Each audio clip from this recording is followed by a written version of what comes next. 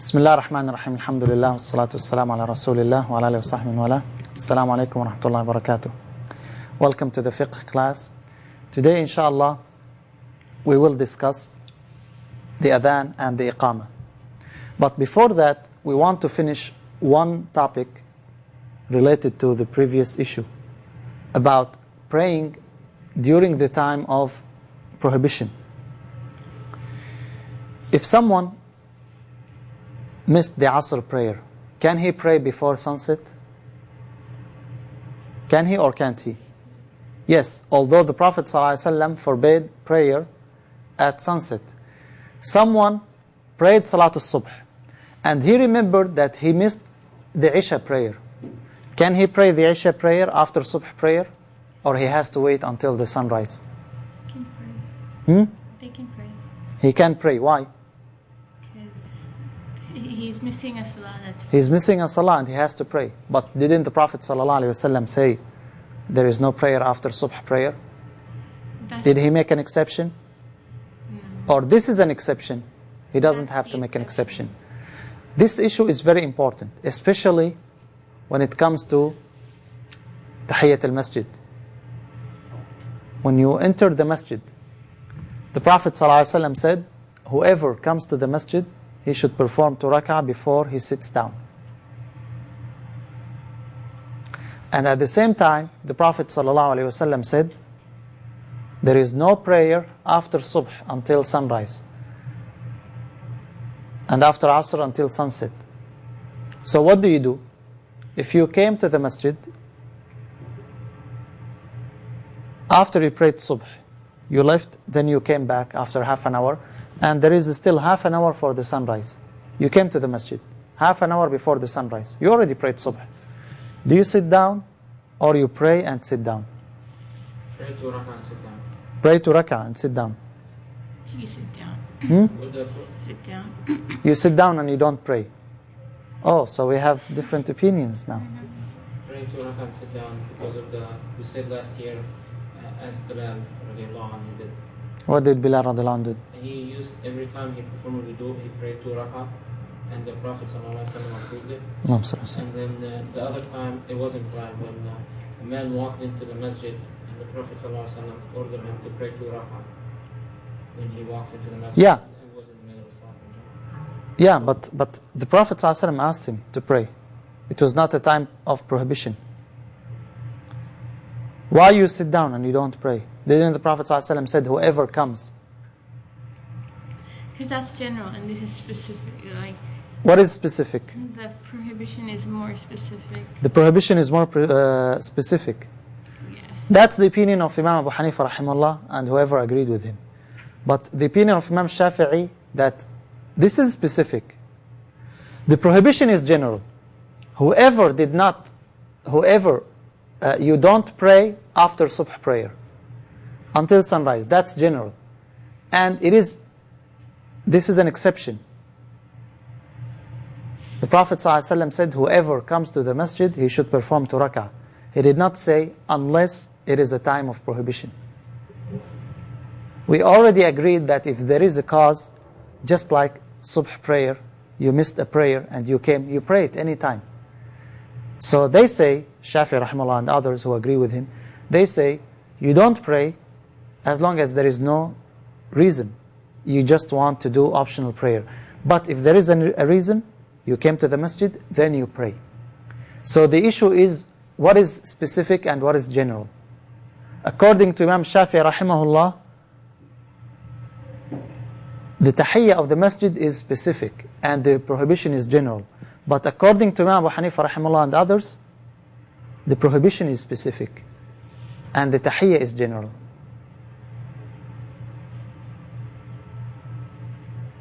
Again, they agree all that the specific takes precedence. But which one of them is specific? If you look at the evidences, you find that the evidences that allow the prayer are more.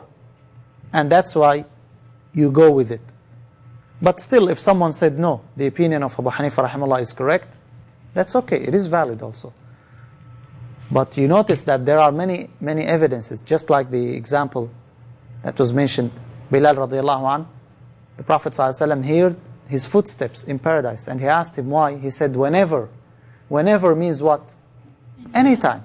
He did not exclude after Asr or after Subh. Didn't the Prophet ﷺ pray after Asr 2 rak'ah? And he maintained that. Why he started doing this? Why he started praying 2 rak'ah to begin with?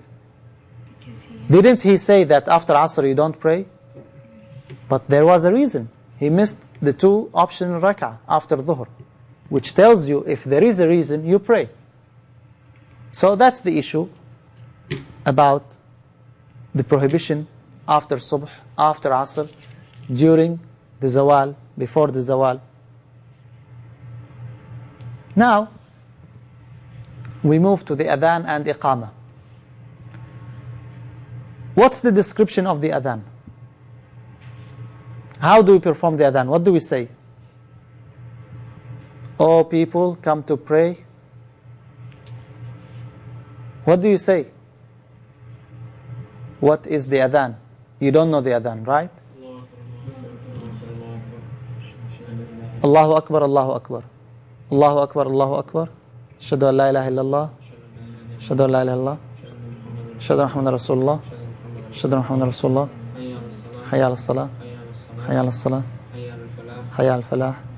Hayya al falah. Allahu Akbar, Allahu Akbar. La ilaha illallah. How much is this? 17, 19, no. 15. 15, I'm sorry. 15. 15. That's one opinion. What's the other opinion?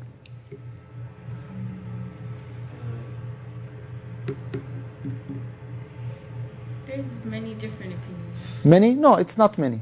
We have 3 famous opinions. The second opinion, Allahu Akbar, Allahu Akbar. Ashhadu an la ilaha illallah, Ashhadu an la ilaha illallah. Ashhadu anna Muhammadan Rasulullah, Ashhadu anna Muhammadan Rasulullah. All the alfaz are what? 2. Except for the last one, La ilaha illallah. So in total it is what? 13. That's the opinion of Imam Malik rahimahullah. What's the difference between the first one and this one? Just 2 less Allahu Akbar. 2 less. Shafi'i rahimahullah. 15. 15?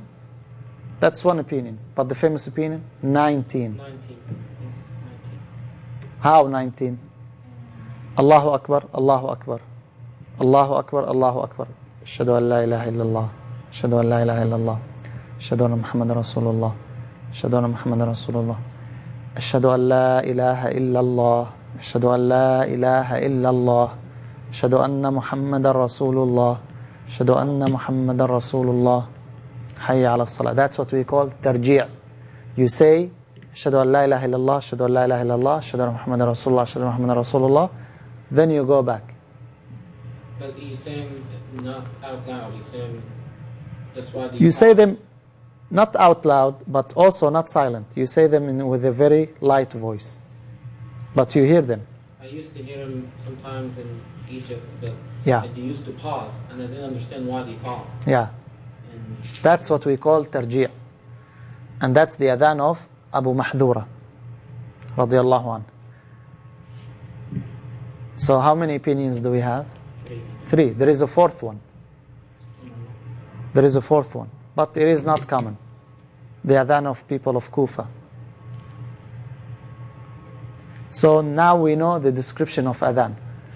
Either it is 13, according to Imam Malik rahimahullah, or 15, according to the majority, or 19, according to Imam Shafi rahimahullah.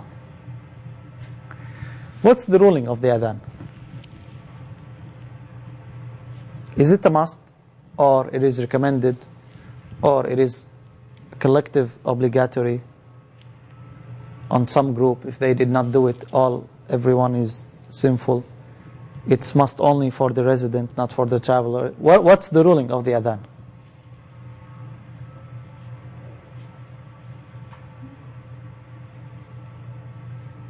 And then for the prayer itself, it's a must. It's a must. Which means if you did not call the adhan, you are sinful? It's Is that what you mean? What do you mean? It's a must. You must call the adhan for the You must call the adhan. What if you did not call the adhan? You don't have to, but it's You don't have to. What do you mean by you don't have to? It is what? it's a Sunnah? It's a community sunnah, like Community sunnah or community must?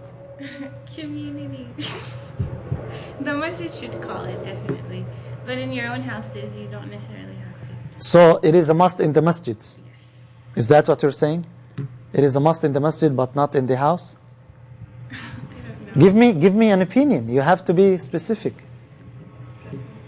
Hmm? It is preferred to Azan. Preferred. So it is sunnah. Sunnah muakkada. We have someone saying fard kifaya.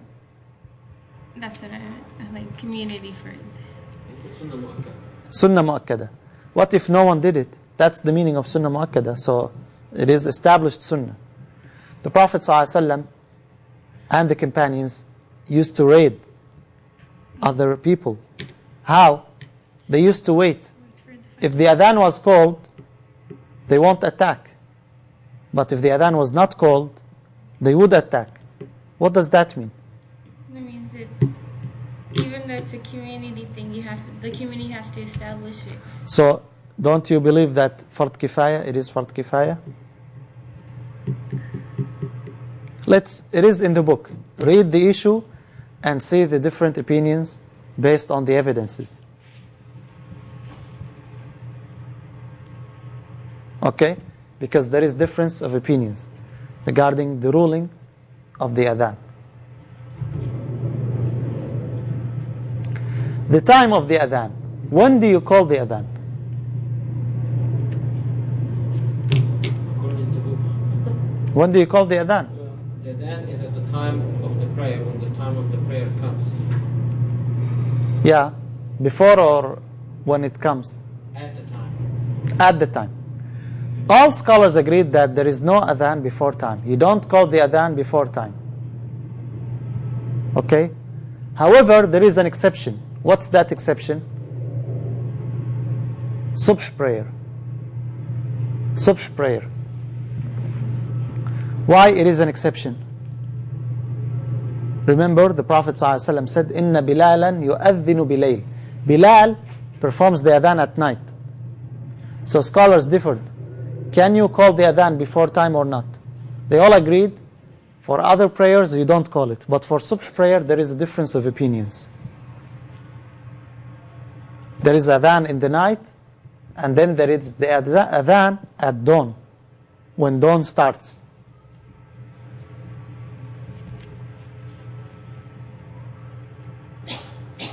What are the conditions of the adhan?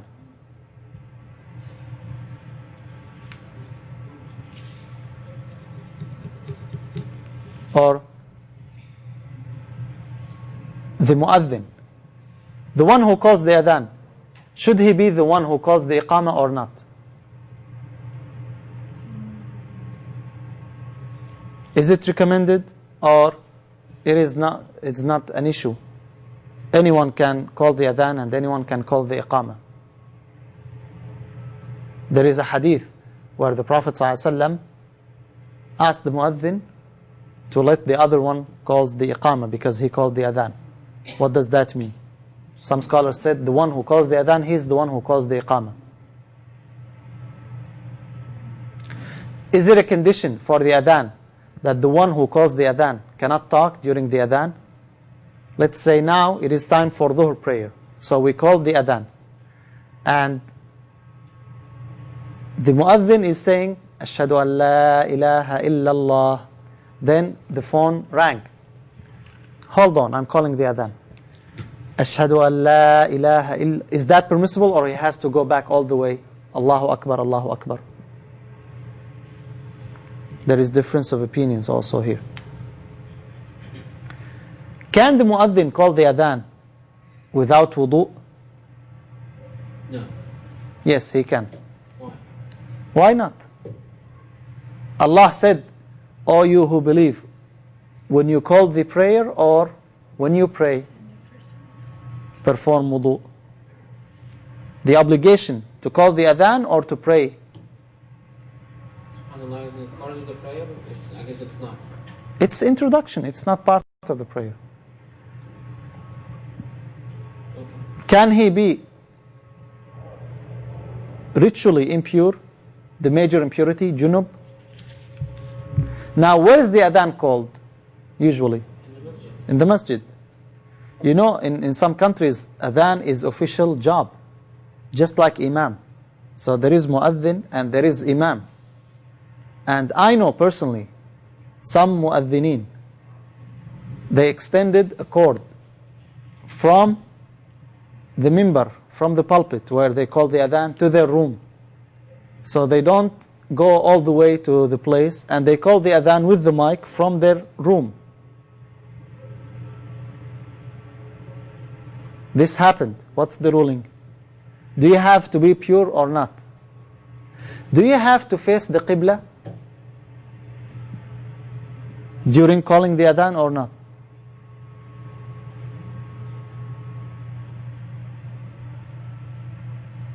Can you call the adhan sitting, or you have to be standing? Well, I don't think you have to be standing. What about if you can't stand up? What about if you cannot stand up? Is it just like the prayer? Do you have to stand up in prayer? So now let's pray Dhuhr and I will sit down and pray. Unless you can. Unless you can't. We're not talking about you can't. You can stand up, but you want to sit down. No, you stand up and then I've never seen someone calling that sitting down. It's not about you never seen or you saw. Is it permissible or not? What are the pillars of the adhan? Is it a condition? You need to read all this. We're moving quickly. Can the muadhin call the adhan while he is still a child? If he learned to say the adhan? He's 6 years old only, but he has very soft, nice voice. Or he has to reach the age of puberty. What do you think? I think he can. Basically, the adhan is what? You are informing the people of the advent of the time, arrival of the time of prayer. How the child can know? Maybe someone would tell him. Is that permissible? Can a child lead the prayer? You said yes. Yes, there was an example during the time of the Messenger ﷺ. So is the adhan the same also or not? Can the muadhin be compensated for calling the adhan? You said, I know people that also their job is the mu'adhin of the masjid. Yeah, their job, but you can have a job without being paid. Well, they get paid for it. Is that permissible or not? The Prophet ﷺ told the companion, and get a muadhin who doesn't take money for calling the adhan. What does that mean? Is it a specific case or it is general? What does it mean? So all these are issues that you need to read, and we will stop here inshallah. هذا وصلى الله وسلم على نبينا محمد وعلى صحبه أجمعين. السلام عليكم ورحمة الله.